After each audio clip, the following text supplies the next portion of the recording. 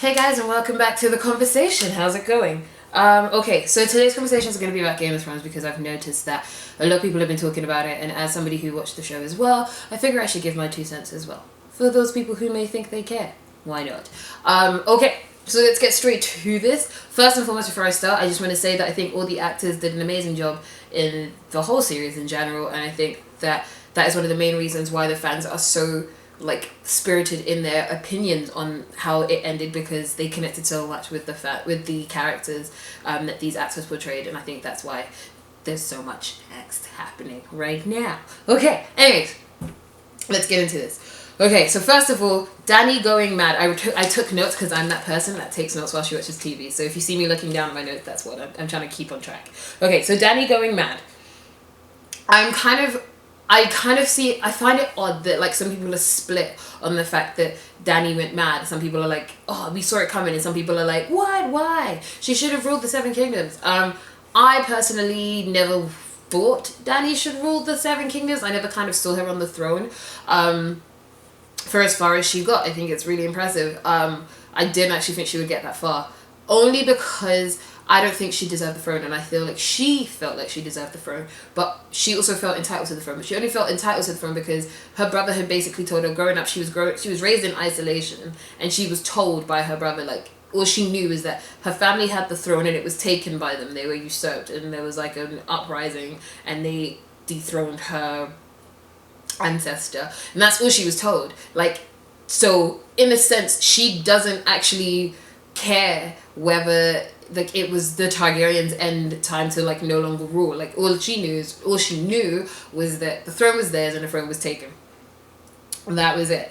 I could be wrong. If I'm wrong, let me know. I don't think I am. But yeah, I don't know. I personally didn't think that she should have been queen, so I'm not upset that she isn't queen. What I will say is that I kind of saw the madness coming from a while ago. If we kind of refer back to past seasons, we've always seen her vengeance kind of has a tendency to kind of go to the extremes a little bit. So I kind of expected it, her burning down all of King's Landing, even though they surrendered. That wasn't a shock to me at all. Because there have been countless times where Dany's vengeance has been people have seen her get mad and get vengeful and been yo, you should dial it back, and she just kind of totally ignored people. So that I kind of saw coming. I wasn't really shocked at that. What I will say I kind of would have preferred is if there was a Khal Drogo Dany reunion, only because when he passed away there was so much emphasis on the fact that they would meet again. I don't know how I would have wanted it, the scene done. I know it probably would have taken a lot of time and everything, and Jason Momoa has got a busy schedule and stuff, but I don't know. I feel they put so much emphasis on the fact that they would meet again that it kind of made you kind of wonder oh wow, no, they're not going to do that? Okay, cool. Cool. Here's Jon Snow. I don't know. Anyways, I like the fact that Drogon was free. I think dragons had been through enough already for these humans going to war. I think it was great that at the end Drogon finally was free. I'm glad that someone got to be free. What's it called? Drogon, I feel was frustrated with the humans. The way he bet that throne wasn't I'm just a fire breathing dragon. That was a dragon who was beyond frustrated and was you humans have done it. Stop it! He bent that throne, where will you sit now, guys? Where will you sit now? And good day. And then just flew off with Dany in his arms. What's it called? Cersei's death. I'm not okay with Cersei's death. I don't think Cersei got the death that her character should have got. She died in the arms of her lover, and there was a last ditch attempt to kind of make us feel pity for her when she did the whole line of I don't want my baby to die. And I'm just homie, you had 3 kids. You showed emotions for 2, and then the third one when he died, your youngest one when he died, you kind of were just resigned to the fact that you're just gonna lose kids. I don't get why you're trying to now make us feel sorry for you. You've not been a great queen. You've been mean. You've been beyond mean. You're a big meanie pants, and you should have had your face burned off, or had the Dothraki draw and call to you, or had Drogon just eat you whole. I don't know, but there should have been something more than just rubble falling on her head. I will say that I found it hilarious that if her and Jaime had just shifted a couple of steps to the side, that the stones would have missed them, and they probably would have survived. I thought that was very funny. Yes, morbidly so. what's it called? I don't like the fact that, like, and I'm probably the only person, I don't like the fact that Jamie and Jamie and Tyrion seem to want to save her life. I don't get it. Like, she's not nice. Your dad wasn't nice and you killed him. And they forgived you and moved on because they realized that your dad wasn't a nice guy. We'd forgive you if if Cersei died at your hands, or like if she didn't die at your hands and you just let it happen. Like, why did you feel the need to save her? She also put a hit out on you both, and yet you still felt like, no, I have to go back. Jamie, you left Brienne. Really? Wow. You left Brienne. Wow. Like, that's just We'll move on. I don't like the fact that Euron Greyjoy got to die with a smile on his face thinking that he had killed Jaime Lannister, Kingslayer. I think it would have been great if in those last minutes when he was like bragging and like added like, hey, and I put a baby in the queen, like Jaime had turned around and been like, it's my baby, and like Euron's face would have dropped and then he would have died. I would have been so okay with that. But like, hey, it seems like all the like villains and stuff seem to get like really happy-ish endings, which I'm like, no fair. What's it called? Sansa ain't it. Sansa ain't it for me. Like, Sansa ain't been it from the moment I started watching season 1 last year, and she hasn't been it like up until the end. Sansa is just a bratty kid. She's literally just a bratty kid. Throughout the entire show, she's shown herself to be a bratty kid, self-centered, selfish, entitled. I think those are all pretty much the same thing, but like they all like seem to be synonyms of the same thing. Like, she basically never cared for anyone but herself. She's always been about numero uno. She's never cared about her family. She doesn't care about selling her family out, which she once again proved when they named Bran king. First of all, she silenced her uncle as if he wasn't an adult and didn't have a right to speak. She fully told him to shut up and sit down, and that guy sat down, so he shouldn't be king anyway because he sat down when Sansa told him to sit down. But no, like, she showed her true bratty side when they named Bran, and she's like, Bran's in a wheelchair, Bran can't have children, like, who, we know this, Sansa, sit down, settle down, like, your brat is showing, put it away. Like, she's just not, Sansa just bugs me. Sansa's always bugged me from the beginning. And then, like, with the whole, like, everyone else is okay with Bran being king and Sansa's not okay with it, so Sansa's like, no, the North will remain, like, and I'll be queen. Like, she didn't even ask, she stated. I'm like, you're just, Sansa, stop. Like, I can't with Sansa. She did, I will give her the props that she did manage to honor her family at the very end in her queenly attire. There were pieces of her entire outfit that basically honored each and every one of her family members, both past and present. So the ones that had died and the ones that, like, were still alive. And I thought that was really nice. It was nice to finally see her character honoring her family, which is something she hadn't shown throughout the entire show.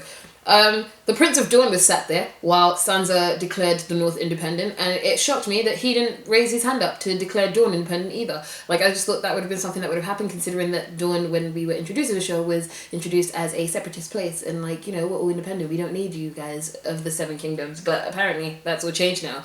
I would mention the Ironborn, but let's be real, the Ironborn are whack. Like, the only courageous Ironborn was Theon Greyjoy, and that was in the very last minutes of his life. Other than that, like, his sister's not it. Like, they never seem to be there for war. Whenever there's a war, they're, like, holding down the bridge or the fort somewhere else, like, just in case, like, it gets too far. Like, yeah, sure, you just don't want to show up to war. We get it. And then the fact that she sat there and tried to be like, Jon killed my queen. Were you there protecting your queen? No, you were holding some sort of wall. Go away. Like, moving on. Grey Worm and the Unsullied were ready to kill Jon Snow when he tried to go against an order from Dany to execute the Cersei soldiers. They were ready to kill him straight on the spot. But yet for some reason, when they discovered that he had killed their queen, they felt like, we don't need to kill him now, arrest him and let him stand trial, or not stand trial, let people appeal his freedom. Like, really, guys? Also, why didn't Jon challenge Grey Worm to a trial by combat? I feel like Jon would have won. Jon is very good at the broadsword, which is not an easy sword to be good at in terms of combat, and I feel like he would have won. If you don't agree with me, let me know, but I feel like Jon would have totally beaten Grey Worm.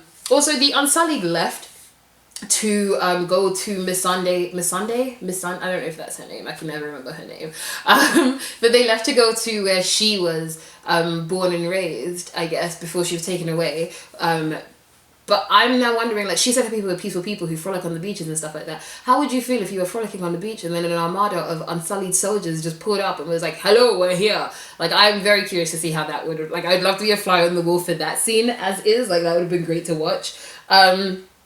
How did they know that Jon killed Dany? Like, there was no proof. Drogon took the body. The throne was melted. So, like, what happened? Like, Jon, you can't say they ran in and saw Jon crying and automatically assumed he had killed Dany, because you could easily just say that, like, he was crying because Drogon took Dany away. Like, there are so many different things. But the way they kind of made it in the show was, like, Jon was honest. So I'm imagining it in my head that Jon, after he finished crying, like, walked out and then was like, I've killed the queen, and everyone jumped on him and, like, arrested him. I kind of feel like Jon got exactly what he wanted. He didn't want to go back to Winterfell. He's never felt at home at Winterfell, which is why he left in the beginning to go to the Night's Watch. But he's never felt home on King's Landing anyway, and there's that guilt that lives in him now from all the memories that are going to be left inside of him if he stayed at King's Landing. So it made sense for him to be going, like, north with Ghost, I guess. Finally, he remembers he has a direwolf. But yeah, like, I don't know. I feel like Jon got exactly what he wanted. I don't understand why they had to do the fanfare of having those two men from the Night's Watchmen come and pick him up and take him to the Wall if he wasn't going to stay at the Wall. I am curious, though, if Tormund and the Wildlings just waited at the Wall for Jon to come back. Because that's what it seemed like. It seemed like they were just waiting for Jon to come, because as soon as Jon came, they left. Which made no sense to me, because now I'm like, wait, so this whole time they've been there waiting for Jon. How did they know Jon was going to come? Like, was Tormund, ginger beard greatness, hotness man, just waiting there, like, for Jon to, like, show up? Like, I'd be so mad if I was a wildling and Jon shows up and I'm like, hey, Jon, and they're like, by the way, guys, we're moving out. I'd be so mad. Like, guys, I planted a tree. Like, we're staying. Like, come on, guys. This is not serious. But hey, what do I know? The Ghost and Jon reunion, you guys, nice try. Nice try. It was cute. I would have liked it if Ghost shunned Jon just a little bit. It was like, I'm not speaking to you, and then Jon had to grovel. But that's just the petty dog lover in me. So it's whatever. What happened to the Dothraki? We just kind of never heard of them again. They just kind of slipped off. They crossed the Black Waters, they fought wars, and then they just disappeared into King's Landing. Weird. I feel like Gendry got the short end of everyone's stick.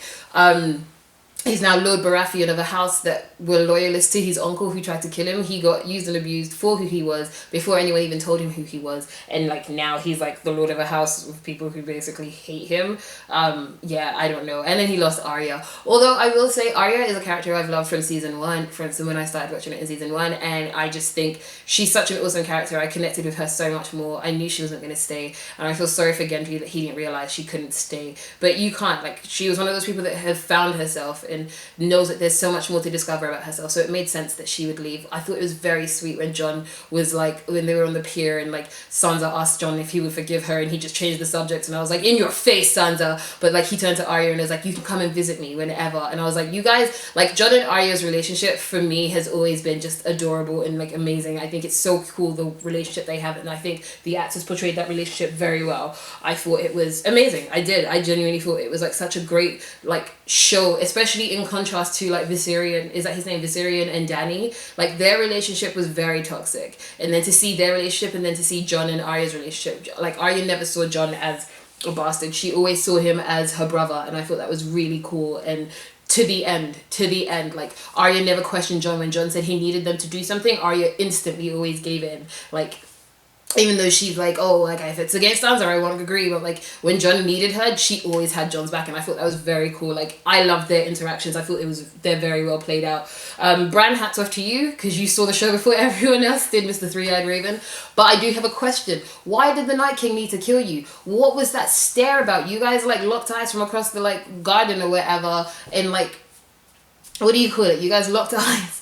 And, like, it was, like, a moment between lovers, and then, boom, nothing. We don't get to find out why that was. Like, why did he need to kill you? What was that all about? Like, I guess, for me, I'm going to have to read the book to kind of find these answers. And there's a strong possibility that I might not get these answers from the book. And I think that's, for me, that's what bugs me, the fact that there are so many unanswered questions that I would love to have answered. But yeah, like, I don't know. There were so many unanswered questions that I would love to get answered. But I also know that it's a TV show, so it's not really... That's just the way TV shows end. I think, again, like I said in the beginning, I think the actors did an amazing job. They all did so wonderful. I love the show. I think it was really cool. I'm very into, like, dragons and, like, medieval times and sword fights and that sort of stuff. So for me, it was a really cool, nice show to watch. I will be reading the books, and I'll probably let you guys know how that goes. Maybe there's something in the books that I prefer more to the actual TV show. Who knows? With me, there's a very strong possibility that might be the case. Thank you all for tuning into this video. Thank you for watching the last video, and for all the comments, for everyone who keeps coming up to me and giving me Jamaican words or patois words and phrases. Thank you all. I will try to basically fit them into a new video, which I'll be doing with Lauren. at some point in the future, where we try again our hands at learning patois. So thank you all for your support. I really do appreciate it. Don't forget to like, subscribe, and hit that notification bell. Also share the video, because I really want to know what everyone's thoughts on Game of Thrones were. I know I'm the only one that has thoughts, and I know that these are not like all of the points. I know there are some points I may have possibly missed. So if there is a point I may have missed and you guys saw it, feel free to let me know. Start the conversation in the comments below, and let's get going. Like, I'm curious to see what things I miss, because I usually have to watch a show like 3 times to kind of go over like what I missed and what I didn't miss and that sort of stuff. So maybe there was something that slipped through the cracks that I didn't see. So feel free to let me know. Once again, thank you guys for tuning in. Have a great week, day, awesome, whenever you guys are watching this. Enjoy it. And you guys are cool. Thanks for tuning in. Bye.